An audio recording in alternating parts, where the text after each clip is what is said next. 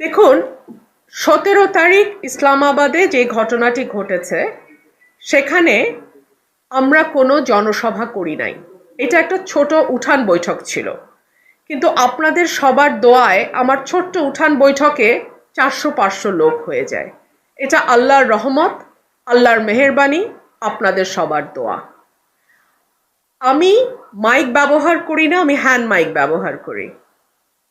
আমি স্টেজ বলতে একটা চেয়ার ছিল দুটা, আর দুপাশে আমার জন্য একটা চেয়ার আর দুপাশে দুটো চেয়ার ছিল, আর সব সামনে প্লাস্টিকের চেয়ারে মানুষ বসা ছিল, দাঁড়ানোও ছিল।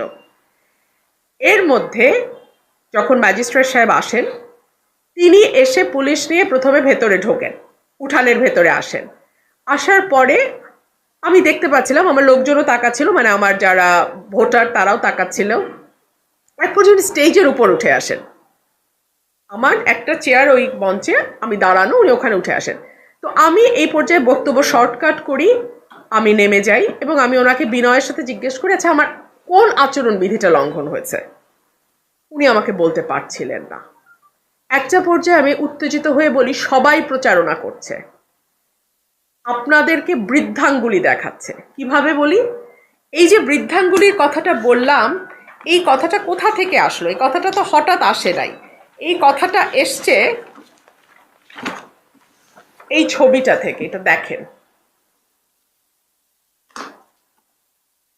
এটা উপজেলা, আশুগঞ্জ উপজেলা বিএনপির সাধারণ সম্পাদক। তিনি বলছেন যে রিটার্নিং অফিসারের কাছে রুমিন ফারহানার দেয়া অভিযোগকে বৃদ্ধাঙ্গুলি দেখালেন উপজেলা বিএনপির সাধারণ সম্পাদক হাবিবুর রহমান। এটা ব্রাহ্মণবাড়িয়া নিউজে বড় করে গেছে। আমি সেটা ওনাকে দেখেছি যে মানুষ, অন্য প্রার্থীর কর্মীরা এভাবে আপনাদেরকে বৃদ্ধাঙ্গুলি দেখায়, আপনারা কিছু করতে পারেন না। এইটাই আমি বলেছি, আমি কাউকে বৃদ্ধাঙ্গুলি দেখাই নাই। অর্থাৎ চিন্তা করে দেখুন, সরকারি চিঠি, দুটো চিঠি আপনাদেরকে আমি পড়ে শোনালাম, দুটোতেই দাবি করা হচ্ছে আমি বৃদ্ধাঙ্গুলি দেখিয়েছি। এটা সর্বৈব মিথ্যা। আমি ম্যাজিস্ট্রেটকে বলেছি যে অন্য প্রার্থীর কর্মী সমর্থকরা এই যে বৃদ্ধাঙ্গুলি দেখায়। আপনারা একটু দয়া করে এটা দেখুন, সবাই দেখুন, ছবিটা নিন। এটা নিউজও হয়েছে, এটার বড় হচ্ছে, এই যে দেখেন।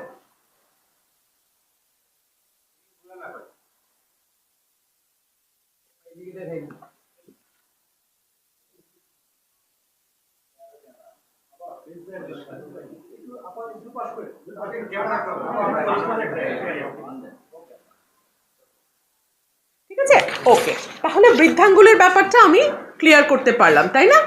আচ্ছা, এবং এই যে প্রশাসন সেখানে উপস্থিত ছিল। হাবিব সাহেব যখন বৃদ্ধাঙ্গুলি দেখান তখন প্রশাসন এখানে উপস্থিত, কিচ্ছু করে নাই।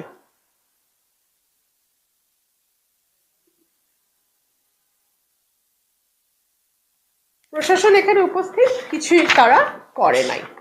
এরপরে আসেন 17 তারিখ, আমার এই ঘটনার পরে আমাকে 40,000 টাকা জরিমানা করেছে। তো আপনারা শুনলেন, চিঠিতেই লেখা আছে, তাই না? এর আগেও আমাকে 5,000 টাকা জরিমানা করেছে। আচ্ছা, 40,000 টাকা ওই দিন জরিমানা করলো, তাহলে তো আমার অপরাধের শাস্তি হলো 40,000 টাকা জরিমানা। তারপরে দ্বিতীয় অ্যাকশন হলো, উপজেলা নির্বাহী অফিসার বা ইউনো, তিনি চিঠি পাঠালেন অনুসন্ধান ও বিচারিক কমিটি, নির্বাচন অনুসন্ধান ও বিচারিক কমিটি। তার মানে এক অপরাধের জন্য আমার 2 নম্বর শাস্তি।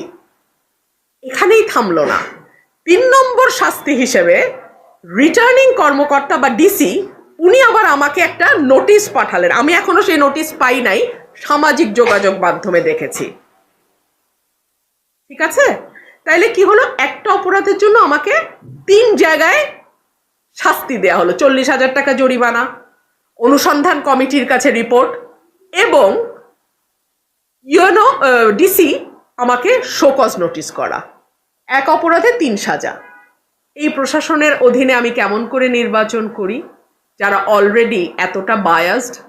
আচ্ছা, এইবার আসেন, আজকে সকালে আমি রিটার্নিং কর্মকর্তার কাছে গিয়েছিলাম এবং সেখানে গিয়ে আমি বলেছি, বিএনপি জোটের যিনি প্রার্থী জুনায়েদ আল হাবিব, তিনি কিভাবে জনসভা করছেন এটা কি আপনারা জানেন না? জানেন।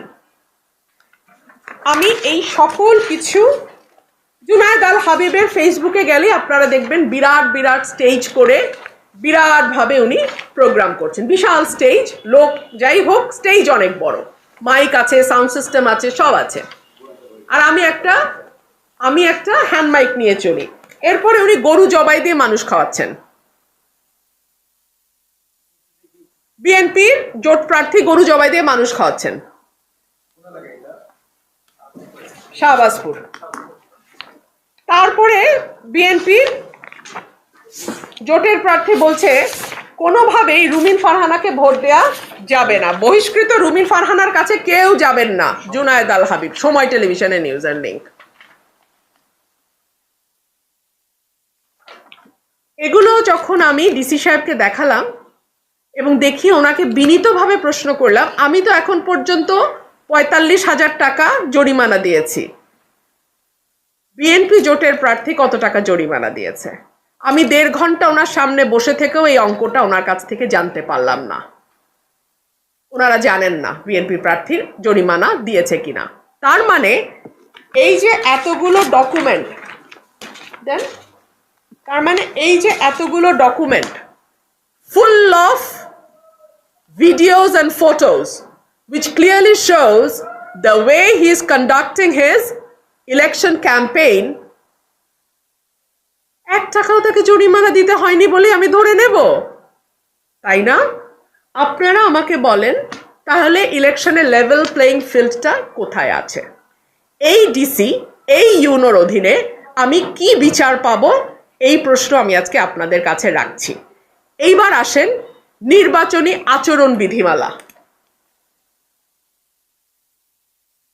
নির্বাচনী আচরণ বিধিমালা 2025-এর 15, 16 এবং 26 ধারা আমি আপনাদেরকে একটু দেখাতে চাই। 15 ধারায় বলছে উস্কানিমূলক বক্তব্য, বিবৃতি প্রদান, উচ্ছৃঙ্খল আচরণ, বিস্ফোরক বহন, ধর্মীয় উপাসনালয় প্রচার। কোনো নিবন্ধিত রাজনৈতিক দল কিংবা উহার মনোনীত প্রার্থী বা স্বতন্ত্র প্রার্থী কিংবা তাহাদের পক্ষে অন্য কোনো ব্যক্তি নির্বাচনী প্রচারণাকালে ব্যক্তিগত কুৎস রটনা, অশালীন, আক্রমণাত্মক, ব্যক্তিগত চরিত্র হনন করিয়া বক্তব্য প্রদান, কোনো ধরনের তিক্ত বা উস্কানিমূলক, মানহানিকর কিংবা লিঙ্গ, সাম্প্রদায়িক বা ধর্মানুভূতিতে আঘাত লাগে এমন কোনো বক্তব্য প্রদান করিতে পারিবেন না। আপনারা যদি দেখেন জুনায়েদ আল হাবিবের প্রচারণাকালে আমাকে বলা হয়েছে নর্তকী। ব্রাহ্মণবাড়িয়া কণ্ঠ বলছে রুমিন ফারহানা ও মমতাজের মধ্যে কোনো পার্থক্য নাই। আমাকে বলা হয়েছে রুমিন ফারহানা হচ্ছে টিস্যু পেপার, যাকে দল ব্যবহার করে এখন ছুঁড়ে ফেলে দিয়েছে। টিস্যু পেপার যেমন কোনো কাজে লাগে না, রুমিন ফারহানার এখন আর কোনো কাজ নাই। এই ধরনের উস্কানিমূলক, আক্রমণাত্মক, লৈঙ্গিক পরিচয়কে অবমাননা করা বক্তব্য আমি 13 তারিখ জানিয়েছিলাম ডিসি সাহেবকে। এখন পর্যন্ত ডিসি সাহেব তার কোনো ব্যবস্থা নিয়েছেন বলে আপনারা কি জানেন? আমিও জানি না। এই ব্যাপারে আজকে ওনাকে কথা বললাম, আমি বুঝিনি উনি কি বলতে চাচ্ছেন। উনি বলতে চাচ্ছেন উনি অনুসন্ধান কমিটিতে দিয়েছেন বা কিছু, কিন্তু আমার বেলা সব চিঠি আমার কাছে আসার আগে ফেসবুকে চলে যাচ্ছে। এবং এক অপরাধ যদি হয়ে থাকে, ইফ 3 ক্ষেত্রে আমাকে সাজা দেওয়ার চেষ্টা হচ্ছে। এখন আসুন ধারা 16।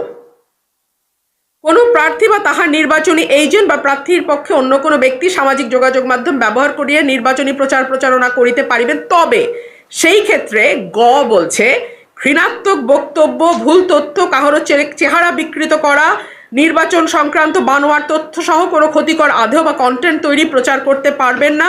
প্রতিপক্ষ, নারী, সংখ্যালঘু, অন্য কোনো জনগোষ্ঠীকে লক্ষ্য করিয়া ঘৃণাত্মক বক্তব্য, ব্যক্তিগত আক্রমণ বা উস্কানিমূলক ভাষা প্রয়োগ করিতে পারিবেন না। 15, 16 মোটামুটি একইভাবে বলছে যে কারো ব্যাপারে কোনো অবমাননাকর বক্তব্য, তার লৈঙ্গিক পরিচয়, ধর্মীয় পরিচয়, জাতিগোষ্ঠীর পরিচয় ব্যবহার করিয়া কোনো রকম উস্কানিমূলক, অবমাননাকর বক্তব্য দেয়া যাবে না।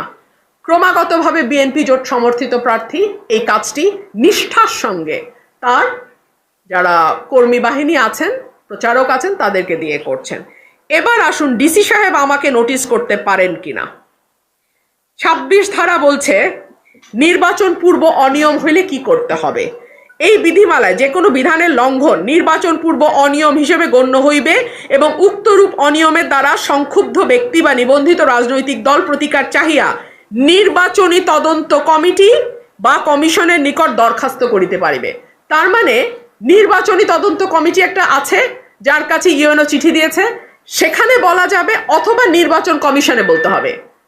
ইউএনও আমাকে কেন শোকজ করে, ইউএনও আমাকে কেন আদেশ দেয় সশরীরে তার অফিসে উপস্থিত থাকার? উনি কি পারেন? ও সরি, ডিসি সরি, উনি কি পারেন, ডিসি কি পারেন এটা করতে? এই প্রশ্নটা আমি আইন অনুযায়ী আপনাদের কাছে রাখছি। দেখেন,